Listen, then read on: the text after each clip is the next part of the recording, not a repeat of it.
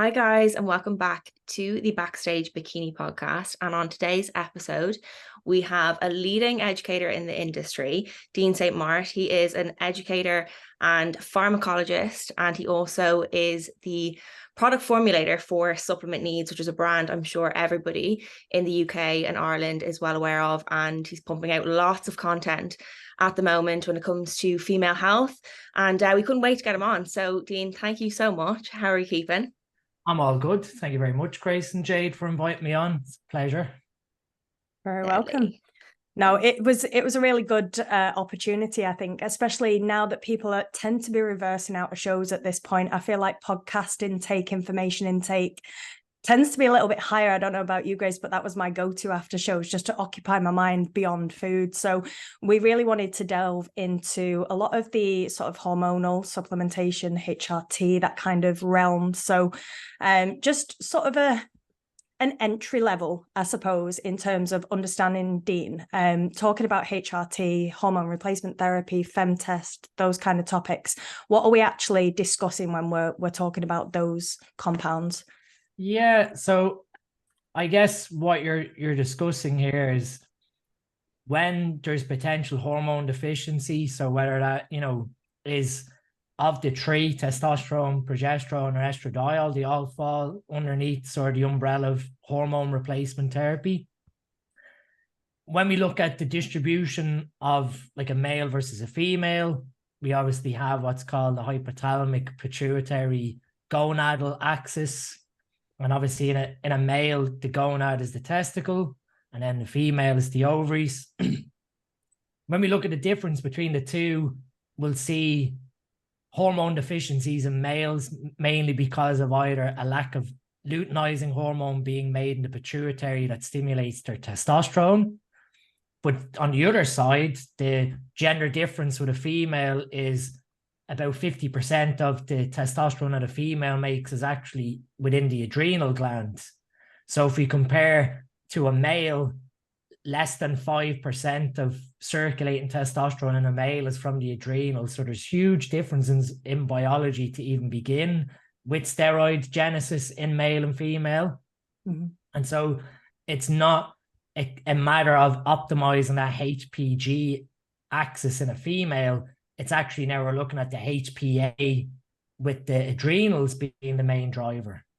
Mm-hmm. So if we view then that the adrenals are the main driver of steroid genesis of testosterone in a female, well, then it's a little more nuanced to optimize that testosterone level in a female, because the steroid genesis, the creation of the steroid hormone, is relying on cholesterol within the body being converted over to a precursor, pregnenolone or progesterone, and then that converts on through to either DHEA or androstenedione, and then that gets converted to testosterone. So you can see instantly that the mechanism of creating testosterone between a male and a female, that steroid genesis aspect, starts with the same cholesterol, progresses through the same intermediates, and ends up at the end product of testosterone, but it occurs in two completely different places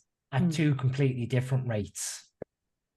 So when we look at, on average, how much testosterone a female would make per day, it's in and around probably 0.5 milligrams per day, versus the average male is between, I'm going to really put an average here, but it's between 5 and 7 milligrams, but it can be as low as 3 and as high as 10.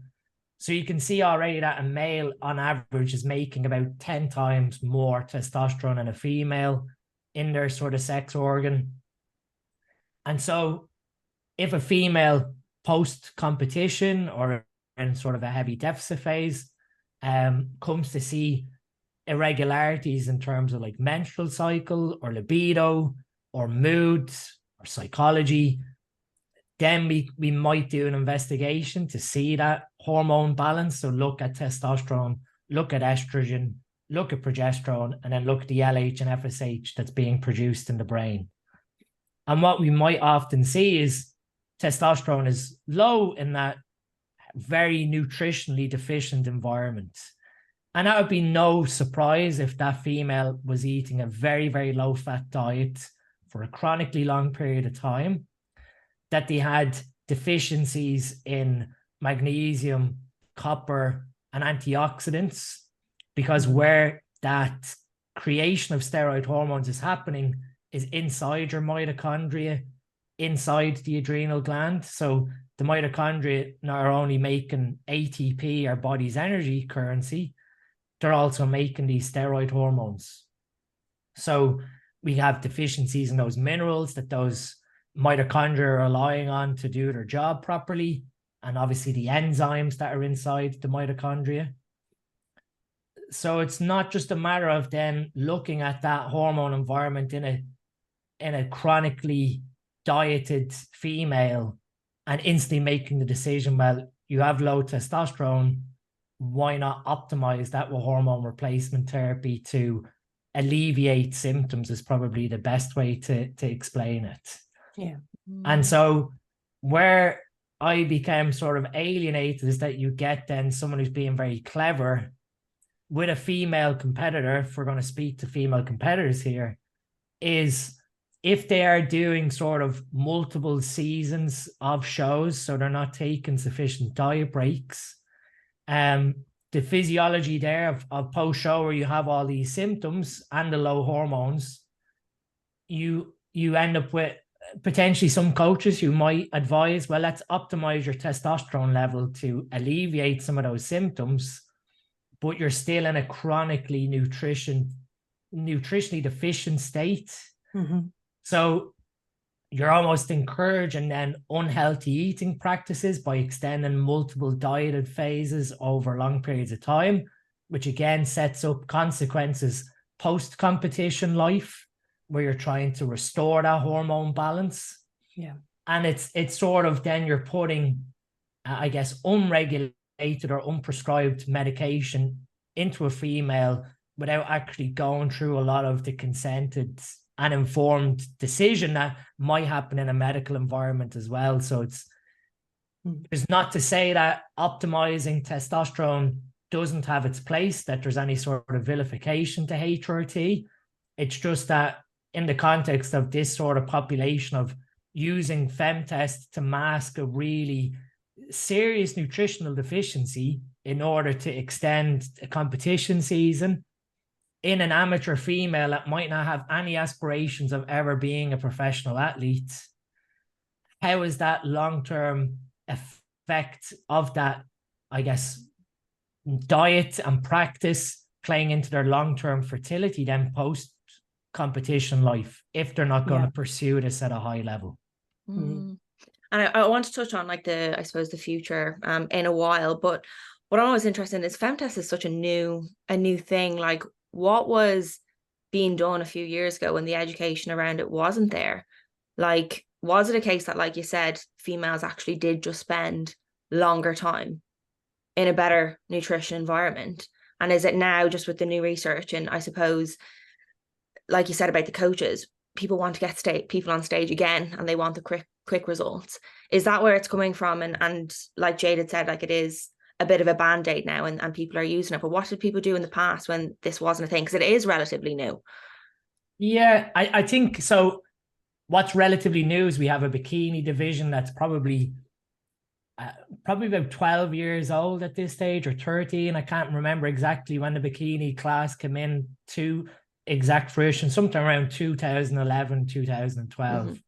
And before that, then you did have then just sort of women's figure fitness and women's bodybuilding. And then obviously as an evolution, you ended up with the female physique division, and then bikini and wellness have spun out of it. Up until that point, I guess you had your typical anabolics, where if a female was going to pursue that sort of high level of muscularity and conditioning, there was anabolic steroids being used. And that's not to say testosterone wasn't being used during those points, but there was sort of a classic leading away that they were using, non-aromatizable androgens like primobolan or anavar tend to be the sort of main ones that were used by females historically. I guess we now have obviously an appreciation with HRT that you can use testosterone replacement therapy in females.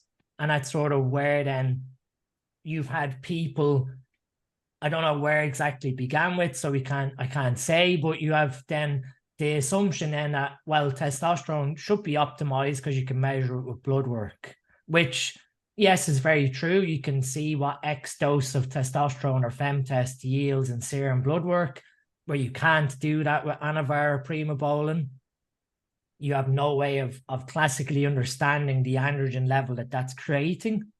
So yes, testosterone, if you administer a dose of testosterone, let's say 3 milligrams, and it yields what we sort of approximate to be around the upper female physiological range of 2 nanomole, then I always like to make the comparison that we can't really say that primobolan and testosterone are the exact same, because on a molecular level, the molecular weight of primobolan is lower than testosterone, meaning that if you compare 100 milligrams of testosterone to 100 milligrams of primobolan, there's a lot less molecules in that dose of primobolan because of its lower molecular weight. So that's one aspect of sort of the safety, where people say about primobolan being safety, is that on a dosage level, 100 milligrams of primobolan is exposing you to a lot less number of molecules than 100 milligrams of testosterone. But if you, for, I guess, broad assumption, say that 100 milligrams of testosterone and 100 milligrams of primobolan are the same, well, then let's strip that back, and let's say 3 milligrams of testosterone is giving a female a level of 2 nanomole testosterone. So 3 milligrams to 2 nanomole. Imagine now that that female is taking 100 milligrams of primobolan. So effectively, it's, 33 times that 3 milligrams of testosterone. So you multiply 2 nanomole by 33, you end up at 66 nanomole in terms of like androgen exposure of what 100 milligrams of primobolan is introducing to a female versus 3 milligrams of FemTest. So there is nuance there to say, oh yeah, well, 3 milligrams of FemTest is a lot more controlled than telling a female athlete to take 100 milligrams of primobolan, which, isn't uncommon practice. But I guess on a nuance level, trying to then say to a female, well, 3 milligrams of FemTest is quote unquote a safer way or a safe way of doing it, is not really technically correct when you then strip back another layer of where was that female's original testosterone level as a natural athlete before they crashed their hormones. Yeah. And so let's say again that female developed throughout, adulthood with a testosterone level of, let's say, 0.5. If they end up now at 2 nanomole, they've effectively 4 times their natural testosterone level of where they developed with. And then you only have to go from like 0.5 up to 66 nanomole of what we said there a minute ago with 100 milligrams of primobolan to see how much exposure to that androgen is happening at that high dose. So that's one element, let alone looking at, the more androgens that are going into the system, the more androgen receptor activations that are happening, which what we want as athletes is to occur in our muscle tissue so that we retain more amino acids that allows those amino acids to build more proteins.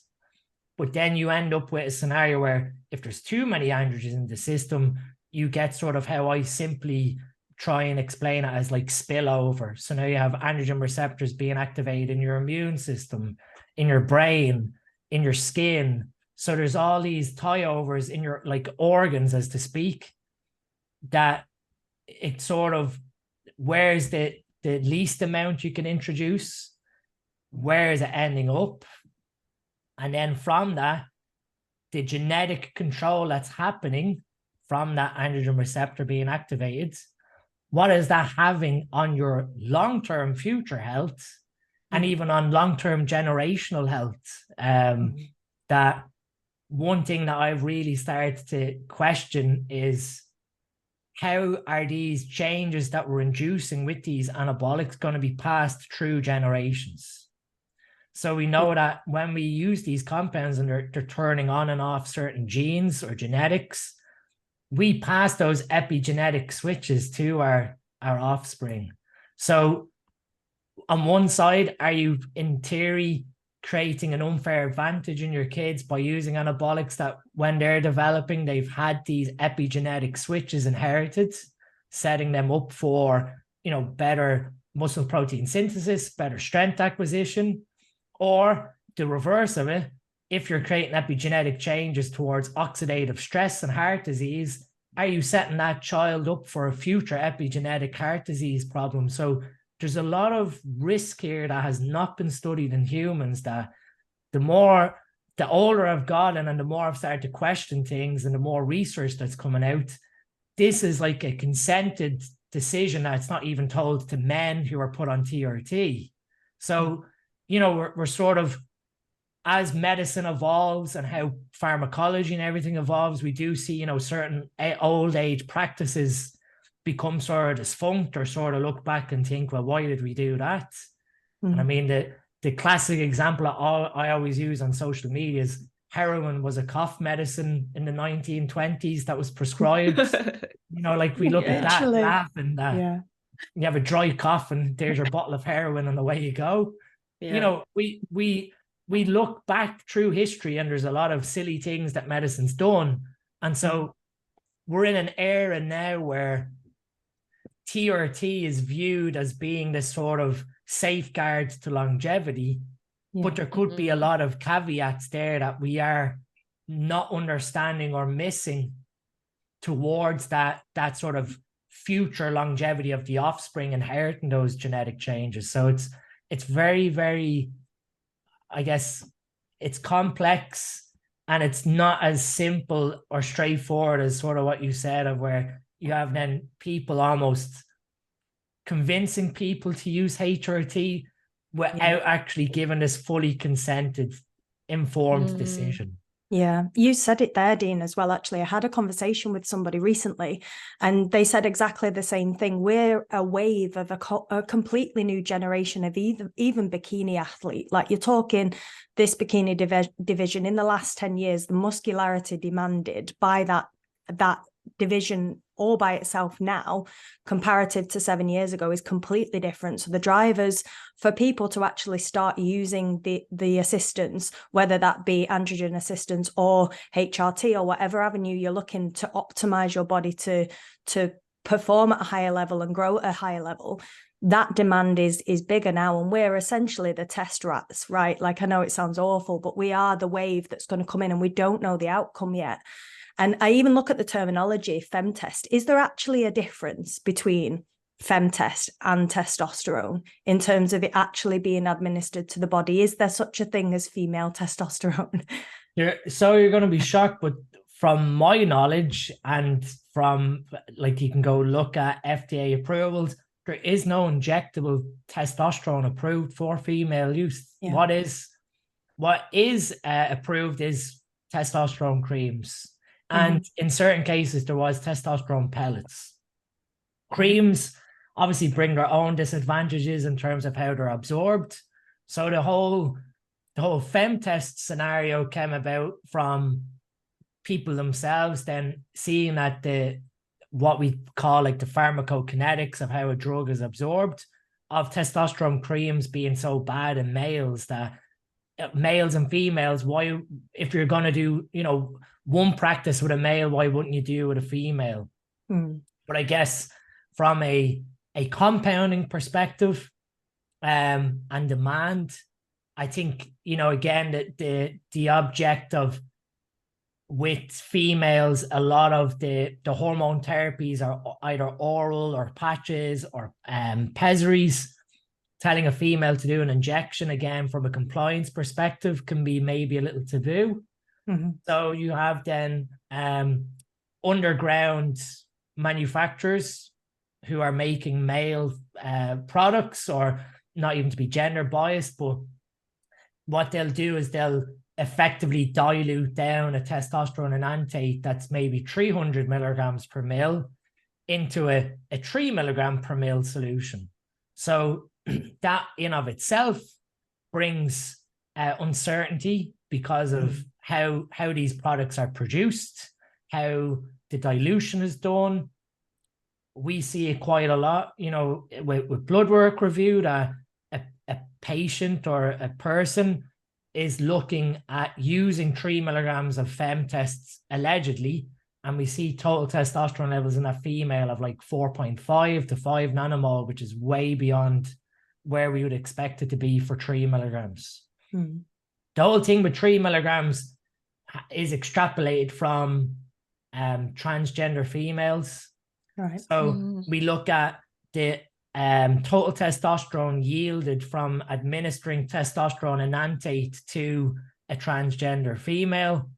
Generally, the administration of 125 milligrams every 2 weeks in a transgender female yields a testosterone level of about 25 nanomole. So again, when they extrapolate back the dose, because these tend to be correlatable, that as you increase the dose, the level rises in tandem and correlation. When you work it all back, you end up with 3 milligrams of testosterone enanthate allegedly being able to yield a level of approximately 2 nanomole. And that's where the 3 milligram came from. But again, you're using very, very broad science of a transgender population to justify the use of this underground practice. And you ask any sort of endocrinologist or female health specialist, and they are very, very reluctant to administer testosterone therapy to a female beyond, a cream setting because of that, how the drug is absorbed, how it's distributed. With a cream, because of the half-life being so quick, discontinuation of it is quite rapid, and there's no lie-over of any residual drug really beyond, what was on the skin and what's washed off. With an injection, you have to view that when you give an injection of an ester drug, within 24 hours, that full drug is released into the system and then it slowly dissipates. So if you're doing a single injection of 3 milligrams on a Sunday, Monday, you have this huge spike in hormone level, and then the drug slowly clears over the week. Yeah. Again, it's very difficult to do sort of steady state dosing with a female with these compounds beyond, very small amounts of, like if it's 3 milligrams per mil, they might do 0.2 of a mil, throughout the week. But again, that's breaking it down, 0.6 milligrams with each injection, which in theory is what they're making daily anyway. You're just administering it every day on a steady state. It's also potentially then that single administration of that dose of 3 milligrams that can cause hormone imbalance. So one thing that I've seen with quite a number of females is balance issues and dizziness as a result of using FemTest, in that when that hormone spike happens, there's a sudden drop in estradiol, and estrogen is very important for balance between your inner ear and your eyes. So the estrogen receptor activation in a female is very important for ocular health and for ear balance. The same way in males, when estrogen actually goes too high, males will experience visual disturbance and balance issues because of testosterone is what is keeping that estrogen in check. So stuff like that, you have females who aren't being told about these balance dizziness issues, who have then chronic bouts of like almost vertigo-like symptoms that their coaches have no explanation for. I've had females reach out to me on Instagram, attending A&E, with these dizzy spells. Obviously, conventional medicine and that sort of approach aren't trained to go to that level, let alone the person disclosing the use of FemTests. So there's a lot of things like that, what happens there then if that female who's using FemTest has a dizzy spell, falls and hurts their head, and the coach told them to use 3 milligrams of FemTest, is the coach liable for that, advice? And this is how, how grey of an area the coaching industry is, that I'm not here to say one thing is bad versus the other, but if you're going to have this conversation with a female, well, then you need to be giving them every ounce of consented information for them to go, okay, well, all right, dizziness is a side effect. If I encounter dizziness, at least I know that's what's causing it.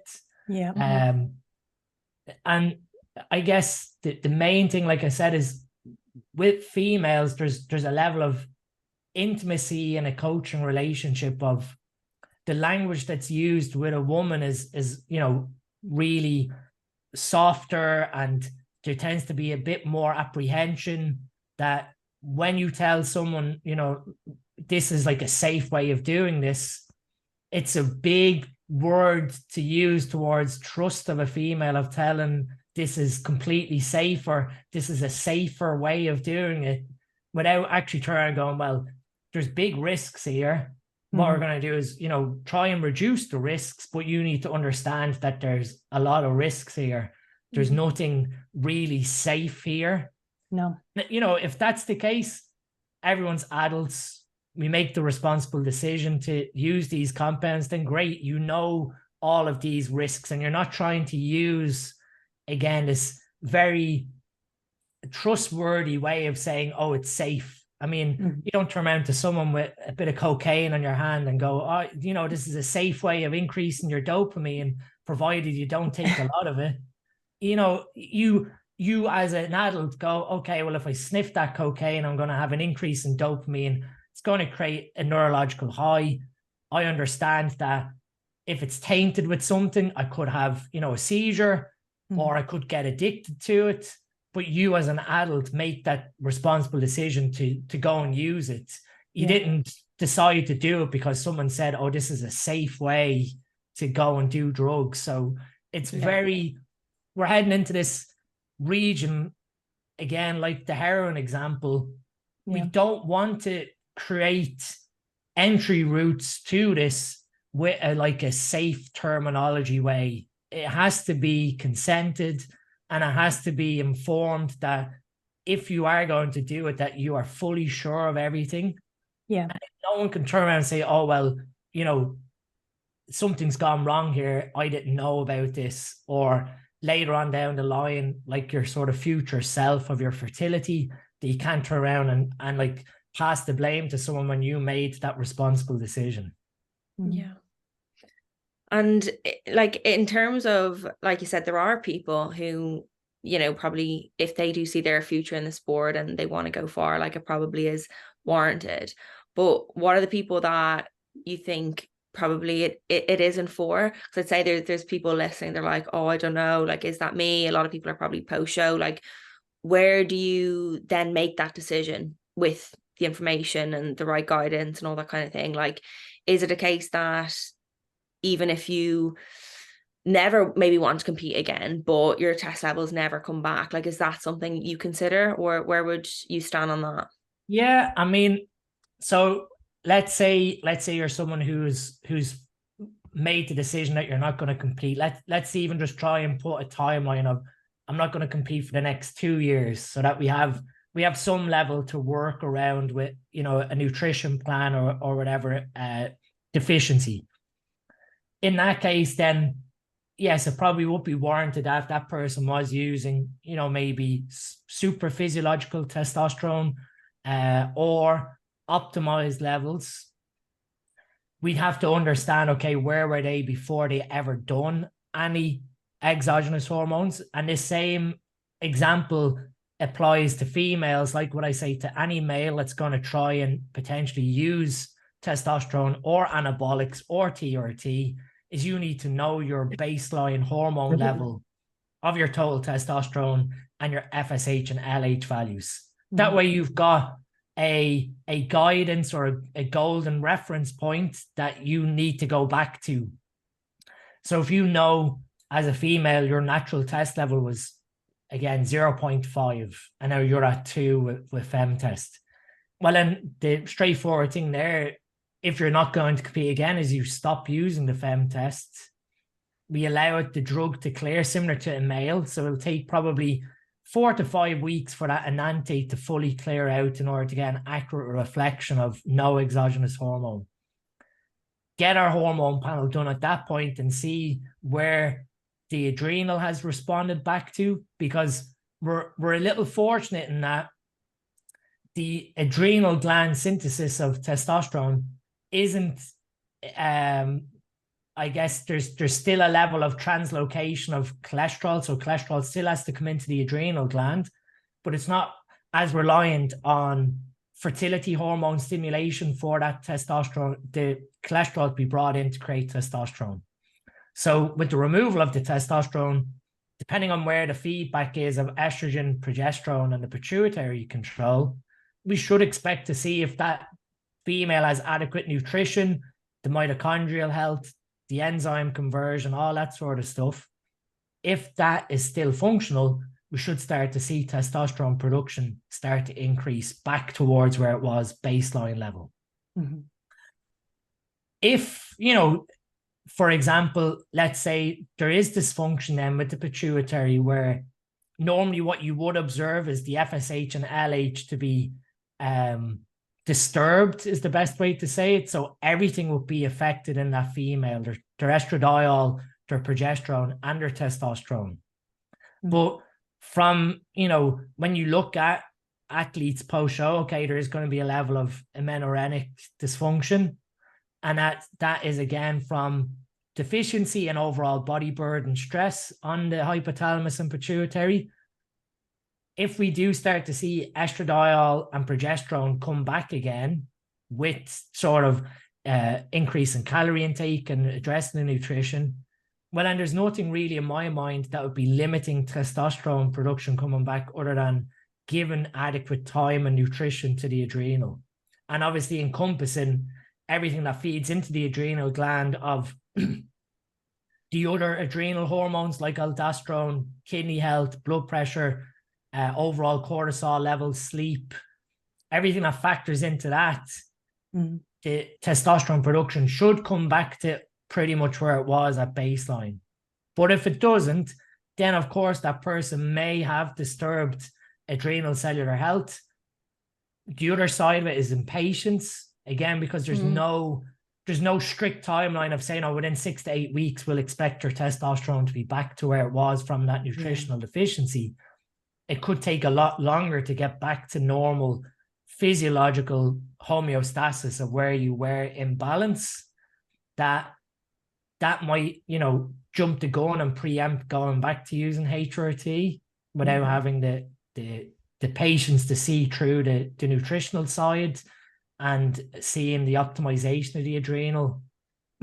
But definitely in that instance, ceasing use of the exogenous hormone, knowing where you need to go back to with that baseline, and then given time and obviously the underlying nutritional and I guess strategies that need to be implemented to optimize the adrenal should be followed before even considering HRT, especially if that female is premenopausal.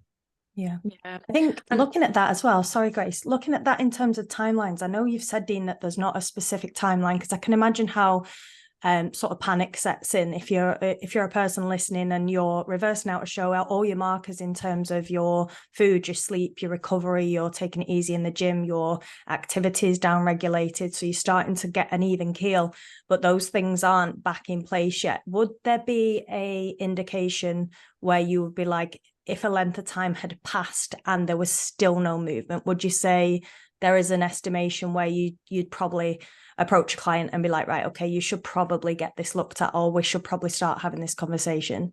Yeah, I mean, I would probably expect to see some movement within 4 months. Yeah. 4 months of being in a decent surplus and a healthy acquisition of body fat, so the body's not actually trying to pull nutrients away from hormone synthesis.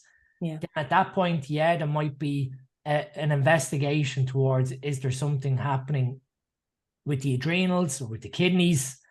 or have we done something to overall disturb that hypothalamic function where the estrogen and progesterone are being impacted as well? You touched on something that is sort of even beyond what we're discussing here, and that's thyroid hormone use as well. Well, yeah, that's that. You have thyroid hormone use being implemented quite often impatiently, where there's no sort of strategy. Again, with HRT, we have verification that testosterone levels are low. Therefore, here's a potential hormone strategy. Same scenario in a dieting phase. If T3 synthesis drops off, here's a strategy to improve free T3 status. But we often see then that there's almost this hesitancy, or we need to titrate down your T3 so you don't get fat post-show.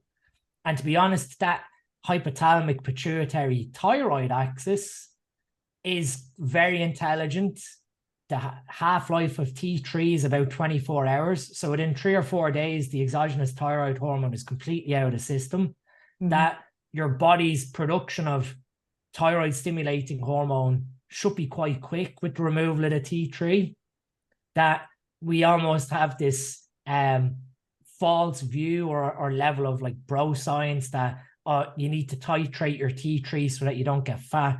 What actually happens there is probably that you're just eating too much and you're gaining body fat rapidly. It's not anything to do with the T3 level or the thyroid hormone. Yes, it's important for overall metabolic capacity, but if you're using thyroid hormone post-show, best thing you can do is pretty much stop it, stabilize the thyroid hormone with nutrition and giving the thyroid the nutrition that it requires, and obviously playing into brain health and stress. And within 3 or 4 days, your TSH should be back up to pretty much a normal level, and your T4 to T3 conversion starts kicking in. And that's sort of where, we have people blaming that, I got fat because T3 came out. I should have lowered my T3 more slowly. It's not necessarily that. It's probably that you just went straight back to a surplus and you're binge eating, and you're trying to blame that dependency on a drug on, poor nutrition choices. So that's another area that you see, again, with nutrition deficiency, with the thyroid of itself requiring a level of like methylation, so folate, B12, copper, manganese, selenium, all these nutrients that are going to be deficient in a strict diet as well, that they need to be considered from even that hormone removal perspective. And in terms of because a lot of our listeners would be mixed, in terms of like assisted preps, we're on androgens for quite an extended period of time versus fully natural when it comes to, I suppose, the removal of those androgens at the end of prep. Like how, in terms of, restoring testosterone, how different is it for those individuals? Yeah. So I had a podcast recently on this where it's sort of like, is natural female bodybuilding as unhealthy as assisted? Because on one side, you're providing a huge excess of male hormone. And then on the other side, you're creating a nutritional deficiency where you're crashing hormones into the ground, both testosterone and estradiol and progesterone. I guess really depends on how the brain chemistry responds to that deficit. But it would be still pretty much the same of trying to correct the nutritional deficiency in the natural athlete to the same nutritional deficiency that's probably in the enhanced athlete as well. It's just that we don't have any skewing from an exogenous compound in the assisted athlete that's going to really mask us trying to get back to that normal baseline. But similarly with a natural athlete like that, it is that sort of patience of a natural female athlete should really be considering sort of maybe giving themselves a 1.5 year break between intense preps in order to try and gain back that sort of stability in the hormone axis, allowing a time for improvement season, and then going back into a dieting phase, as opposed to, someone who's using exogenous if they're going to do that sort of clever way of optimizing hormones, they can probably do multiple seasons and multiple progressive improvement seasons because they're not trying to correct that hormone imbalance. Yeah. Yeah. And I think you've touched on a good point there, Dean, in terms of like the length of time you're away from stage. Because I think bikini as well, and there's certain professionals, even in the professional league and at Olympia level, that compete year on year, like throughout the season. And simply put, the genetic elite, they just have a predisposition to recovery better than say I might. But from a recovery standpoint, in terms of your hormonal health as well, prolonged, like what markers would and should clients be looking for and athletes be looking for before they even think about going into a new prep? Because you mentioned about blood work. It's important to get that blood work in a place where you are not dieted, you're not struggling with recovery, you're not post prep or anything like that. That indication has to be from a neutral level, right? So what markers would you be recommending people look for before they even think to start? Yes. Top level, like working down, when you sort of see your blood panel, you definitely want to look at your hemoglobin and your red blood cell count for any sort of iron deficiencies or what we call like microcytic anemia, where you potentially have an iron deficiency from your diet. That would again tell you, okay, well, you've been lacking in certain nutrients like copper, magnesium, and iron. You can look at, I guess, immune function would be one other thing as well. Again, where we have nutrition deficiencies playing into our immune cell health. And again, a lot of our white blood cells rely on healthy copper stores. So again, if we see low immune function, that would be something that if you're heading into another dieting phase, you don't want to be immunocompromised where you're suffering with colds or flus. The liver panel, a useful marker on the liver panel tends to be the ALP enzyme. ALP is not just inside your liver. It's expressed on all the cells of your body. And ALP facilitates phosphates being brought in and out of your cells. So it's an enzyme that helps with phosphate transfer. And obviously phosphate's part of ATP. But ALP is reliant on magnesium and a level of zinc to work properly. So when we see really low levels of ALP in blood work, it tells us, okay, there's a deficiency of magnesium and zinc potentially present. What would be another good one to assess? The HSCRP, the marker of inflammation. So you're sort of looking for low levels of systemic inflammation, which for a natural athlete, unless they were ill, should be, below 1. In someone who's using a level of anabolics, depending on what it's causing in terms of an inflammatory response, it could be over 1. And that might be something then to try and consider, do I have a level of inflammatory insult happening that needs to be addressed for both my cardiovascular health, but also to contribute over to my liver and my ability to oxidize fats. And then the top level one, then again, the hormones, DHEA, progesterone, estradiol, and the 2 fertility hormones. Mm-hmm. Yeah.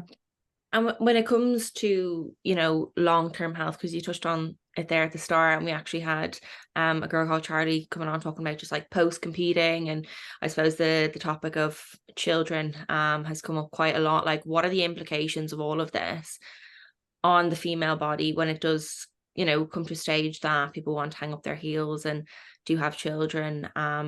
Is it a case that, I suppose these are things we really need to consider, as people who are assisted, no matter length of time, even if it's just a season or maybe 6 seasons, like what are the issues that might arise there?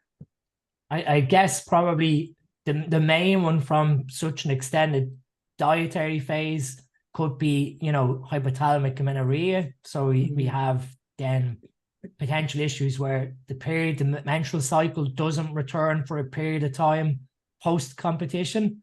Now, that doesn't mean necessarily then that we have anovulatory cycles where they're not ovulating without a bleed.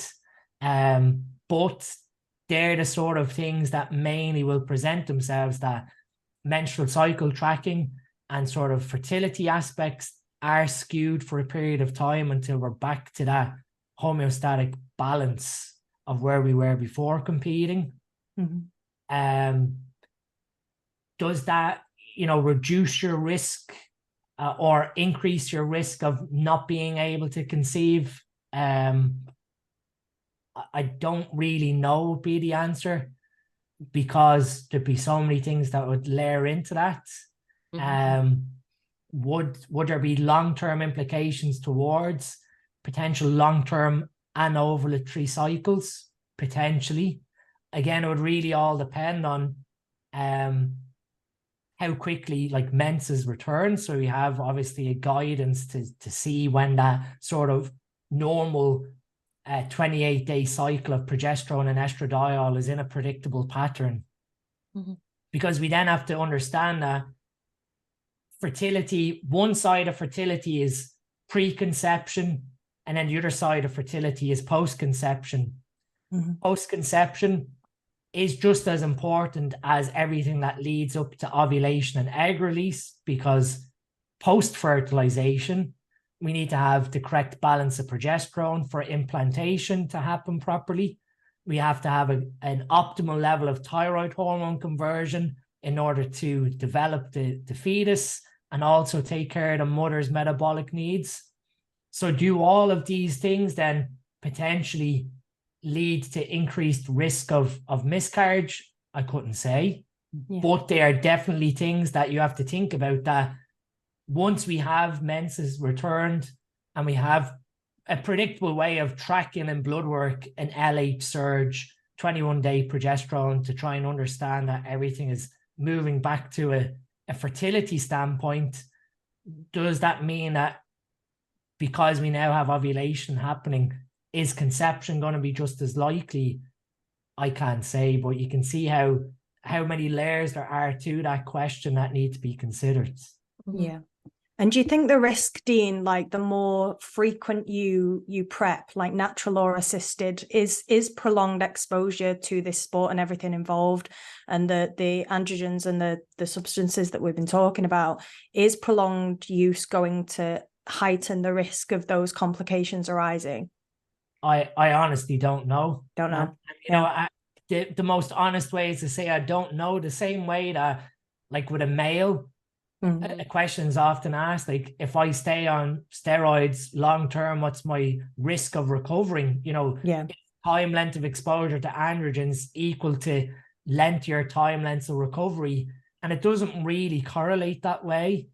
I guess what would correlate is the longer, from a male's perspective, and you probably could apply it to a female, is the longer a male is exposed to androgens, the higher the potential there is for oxidative stress. And the oxidative stress will lead to cellular damage and potentially fibrosis. If that fibrosis happens in the testicle, well, then their sperm might be impacted. If that oxidative stress happens to the nerves in their brain, in the hypothalamus that's controlling the whole natural fertility cycle, they might not recover their sort of output of LH and FSH naturally. Does that, I guess, that same oxidative stress could happen in your first cycle, unluckily, versus like your 10th or 12th cycle as a male. So I don't think you can say, doing X amount of preps equals safety. I guess the thing overall is that, yes, if you are doing multiple preps back to back without this sort of, I guess, diligence to look at the blood work and look at the overall hormone impact that each prep is having to your body, when it comes to then retiring or stopping competing, if you haven't been tracking that during your competitive career, a lot of these issues are then going to appear sort of surprisingly. Whereas at least if you're doing sort of blood work as an athlete, whether it's enhanced or natural, that when it comes to finishing, you've tracked this throughout the sort of various seasons and various improvement seasons, that it's not a sudden surprise if you do encounter a fertility problem. You can almost see the trend develop. I guess, is there a way of preventing it? perhaps if that, if things start to slowly present themselves and you're tracking it and you're willing to then go, well, that's it, calling it a day for my future longevity and fertility. But how many people do that? I can't say, but it's definitely, for anyone listening, something to definitely be doing if you're looking at, life post stage. Mm-hmm. Yeah. And in terms of supplementation, Dean, because supplement needs have come out with a lot recently, and there is just so much out there in terms of what to take with other brands and like different things, chase treeberry and all that stuff, for people who, even like my lifestyle clients, they're researching and DHEA and all that kind of thing for people post pill. But what is supplement needs coming out with at the moment that is a massive benefit, and what does it actually do, and what's in it? Because that's what I kind of wanted to touch on a little bit more, because you're kind of the first to do it, make it really specific with a combination of stuff. Yeah, so female needs came about from, again, what I sort of done with the health range, and the health range was really designed for me personally, and then everything was applicable over to enhanced bodybuilders or gem pop sort of health-based problems. But when I looked at like what companies were doing for females, it was the same BS happening in the female supplement industry of proprietary blends, underdosed ingredients, insanely high margin products with a sprinkle of a couple of things, that the same sort of ethos of protecting future health, being fully transparent, everything driven by quality, and more so everything being dosed according to what should be taken. I took my time with female needs to sort of look at what are the sort of female health specific problems that exist. And at like a top level, you've got fertility. Then underneath, you've sort of got like potential psychological or physical issues like PMS or PMDD or endometriosis. And then you've got, a layer of hormonal problems, potentially like PCOS, that are sort of not being addressed properly from a nutritional supplement perspective. Again, the way I always try and explain is that supplements are dietary supplements. So we're using them to complement your nutrition. So the nutrition is always going to be the most important factor before you even consider a dietary supplement. And then the supplement goes in to obviously make up for if you're not willing to eat or you're not regimented in the tracking of your food. It's to try and correct some of those deficiencies. So female needs sort of started as like an idea I'd written on paper, and then Olivia Orchowski, who's the female educator on supplement needs education, sort of bullied me into really rapidly picking up the pace on female needs. And it was quite valuable that I had someone like Olivia, because generally when I'm formulating things, I'll go away, I'll do a lot of the research, I'll sort of figure out what's been done before, where is lacking, what's the research suggesting. And I was able to, for like Fertility Plus, look at what was available in terms of like preconception, post-conception, post-pregnancy, I guess female-based supplements that were either catered towards pregnancy or those aspects. And even when you looked carefully at them, a lot of them were sort of underdosed to what's generally recommended, or they were doing the same sort of tactics of what you see in the high street, where they're using forms of vitamins and minerals that just aren't highly absorbable. So Fertility Plus was a female-centered multivitamin and multi-mineral, similar to what we have already as sort of our standard multivitamin and mineral, but a little more nuanced. And that was looking at what were the nutrients required for, I guess, preparing a female for conception, and then potentially helping after conception. Obviously, like with every dietary supplement, and it's clearly stated on the label, you do need to discuss these with your medical professional of when you're going through this, because of potential risks that can arise with certain ingredients or not, and having that consented medical guidance helps. But looking at, what are some of the nutrients that we employed personally, even, me and my wife, when we had, conception and pregnancy. So keeping on top of thyroid health, keeping on top of inflammation, looking at, what drives potential morning sickness in terms of histamine and choline deficiency. Gallbladder health is a big thing as well with females. So Fertility Plus sort of looks at what are the multivitamins and minerals that are required, and then what nutrients like tetrahydrocurcumin, so curcumin for inflammation. Royal jelly was a big sort of ingredient that Olivia's a massive fan of for helping with ovulation and stabilizing fertility. N-acetylcysteine for antioxidant and glutathione alongside CoQ10. So we looked at what could we add on to this sort of vitamin and mineral complex that would support and stabilize fertility, and dosed correctly to what is shown in this sort of scientific literature.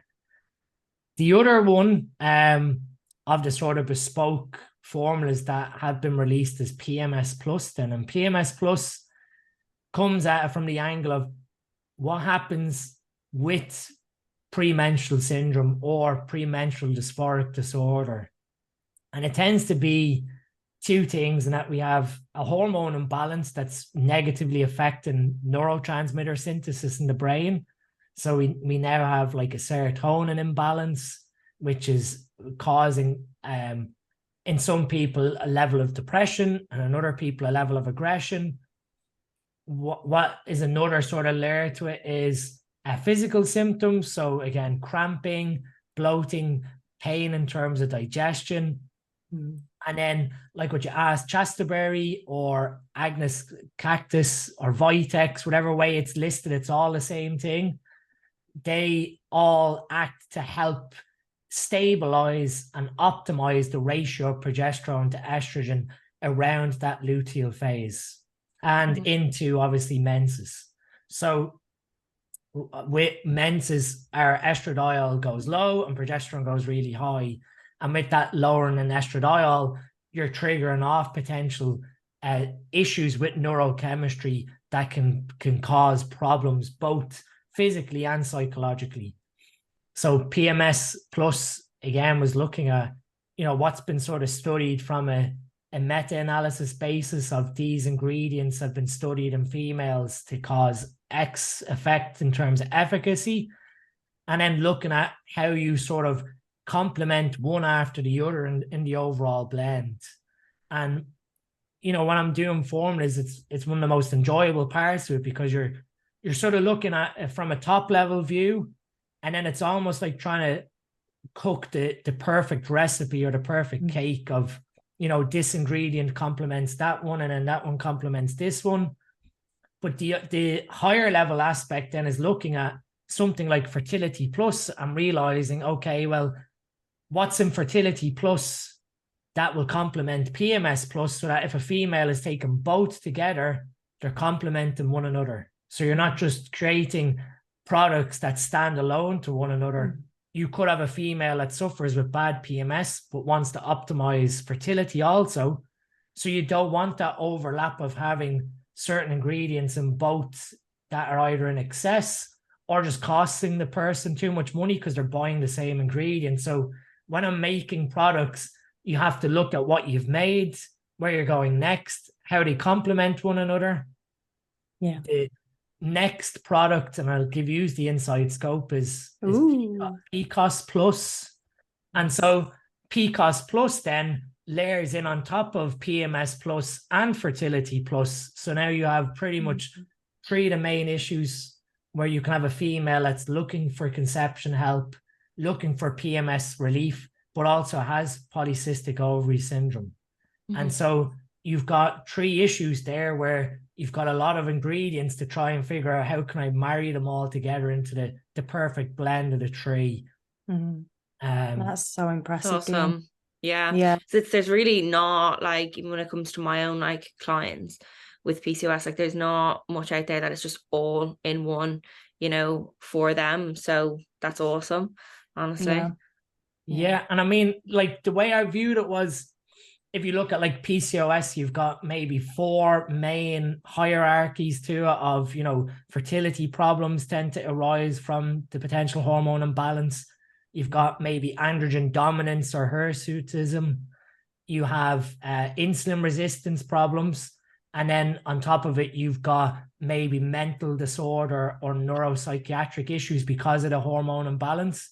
So you're sort of looking at then, well, fertility, the female could potentially look at fertility plus alongside this product to box off fertility. So yes, I need to be mindful of that. But where the main things that occur with PCOS is obviously the over dominance of the androgens, the potential hirsutism, what's happening in the adrenal gland, and then more than likely the insulin resistance and the dysbiosis that comes from that androgen excess, or in certain cases androgen deficiency.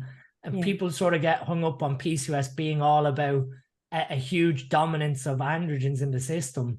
You can still have PCOS where your testosterone, for all intents and purposes, may appear normal on blood work as well. So it's one of the things that blood work is amazing, and that it gives us what's happening at that moment in time in your blood.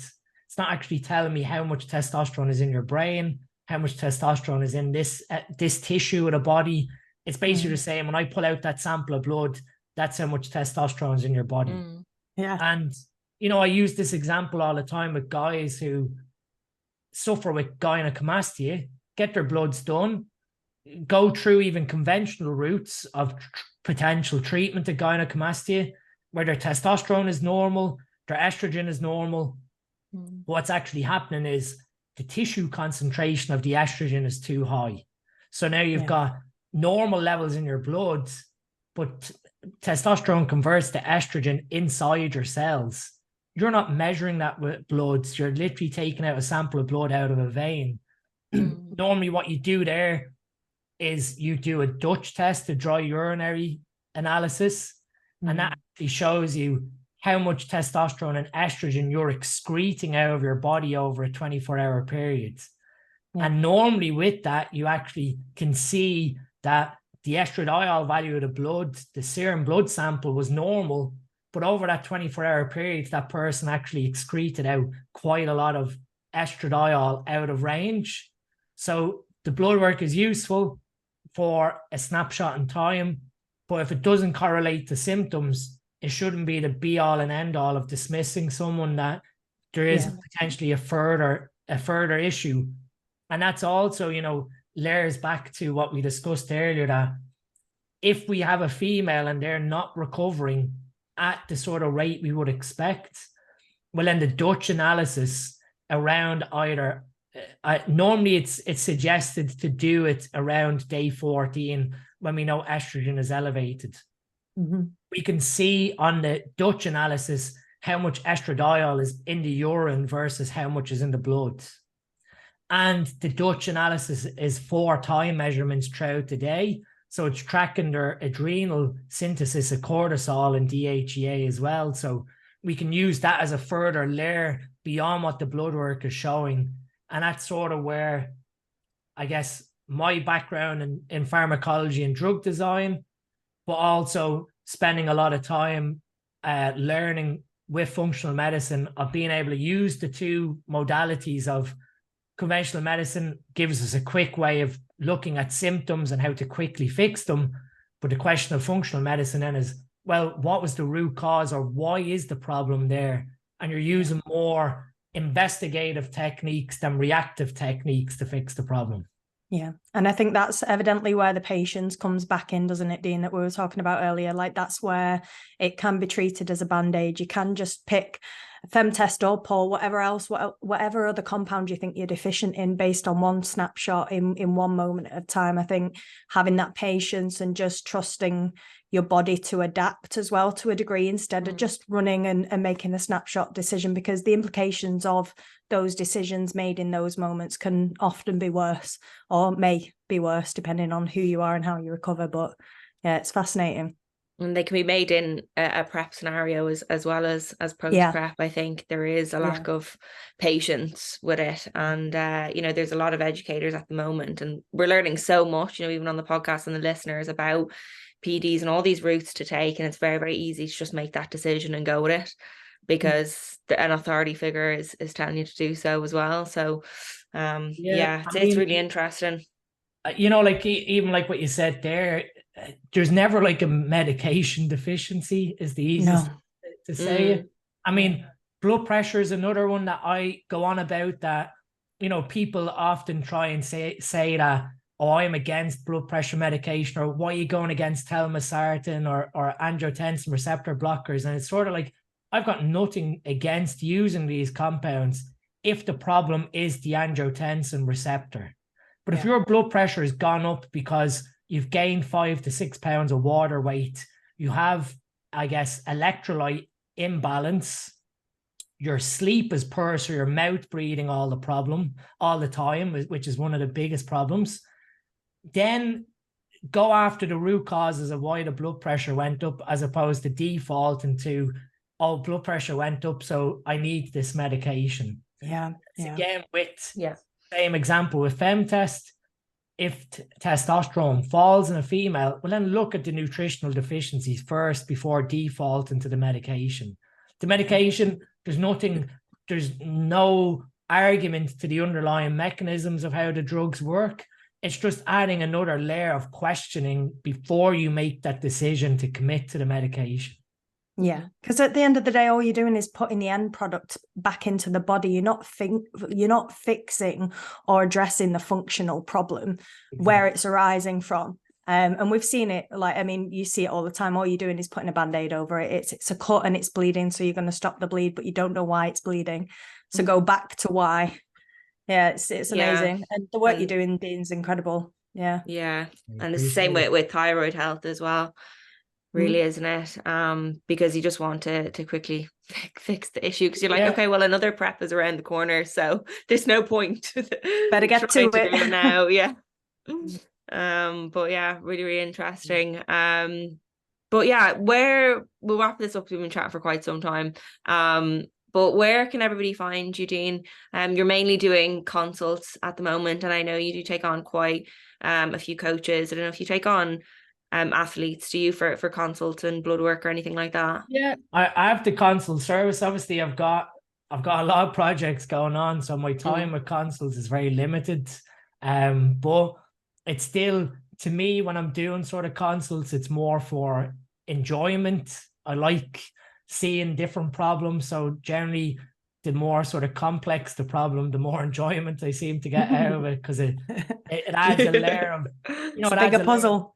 Yeah, that's a layer to the puzzle, and it also sort of furthers my knowledge then of, when we have chats like this, a lot of it is from what I've learned over the last 12, 15 years. So it's, people's sort of view of, oh, well, how did you get to that knowledge? And it's sort of like, well, I've been in this a long, long time and seen quite a lot of things at this point that in the beginning, there probably was a level of naivety, and that's sort of what prompted more and more questions to get to those answers. So if people want to reach out, Instagram tends to be where I'll reply to a lot of DMs. My Instagram is DEANSTM, so Dean STM. And then we've got Supplement Needs Education, sneducation.co.uk, where there's a team of 8 or 9 of us that make 2 videos each month on various topics. Like I said, Olivia covers a lot of female health, and she's gone into like the female oral contraceptive pill, different sort of hormone imbalances. One of her most interesting videos is a TRT less away to optimize testosterone. So she sort of shows the broad level of why you might want to consider all these different avenues before using something like FemTest. So that's $7.99 per month, and it's like cancel any time, but there's like 380 videos on it at this point, so there's a huge library for if someone wants to sign up for a month, watch the content, go, which is great. And then Awesome. The website, supplementneeds.co.uk, they can head over. Dr. Dean will save them 10%. And we've just launched our brand new website. So it's, everything is nice and organized. So whether you're looking for health, performance, the female range or vegan, everything's sort of split out into its own little area now on the website, which makes the navigation really cool. Yeah. Brilliant. And it is like I send my clients to Supplement Needs. I think it's there's so much information as well behind what you do. It's not just a product, people understand what they're actually buying and what it does as well, with all your educators and stuff. So no, it's amazing work that you do. And thank you so much for your time, Dean. Thank you very much. It was great. Yeah. Thank you. I'll speak to you soon.